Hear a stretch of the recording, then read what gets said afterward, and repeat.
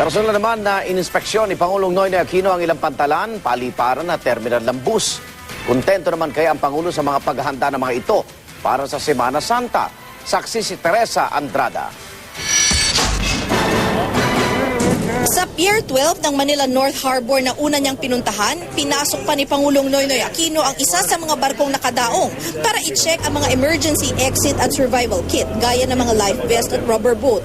Mahigpit ang seguridad dito. Isang lalaki nga ang inaresto matapos mahulihan ng ilang sachet ng shabu bago pa dumating ang Pangulo.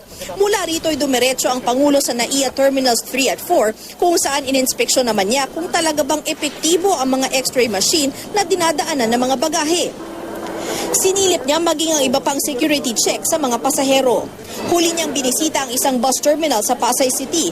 Kontento man daw ang Pangulo sa nasaksihan niyang mga paghahanda para sa Semana Santa, may komento siya sa airport. NAIA complex, both Terminal 4 and 3, very minor rin nakita kong issues. Mostly, aesthetics of the airport. It is after all a 12-year-old facility. May napuna rin siya sa binisitang barko sa pier. Doon sa ship itself,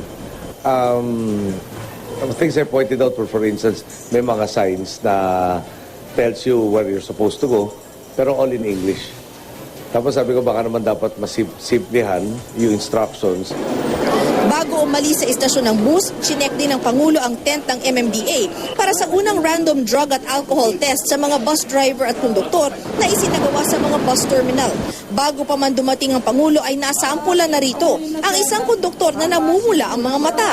Isinailalim siya sa breathalyzer, isang device para malaman kung may alcohol sa kanyang katawan. Ang resulta, nasa 0.054 ang blood alcohol content niya.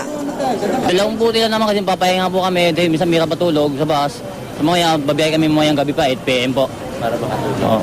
Pero hindi naman kapag nasa biyahe kami, hindi po kami inom dahil binabawal po sa amin dyan eh. May hangover ba yun? Pero pagka ganun, Chairman, ang magagawa natin, recommendation? Pahinga muna. Hindi dapat mag-drive.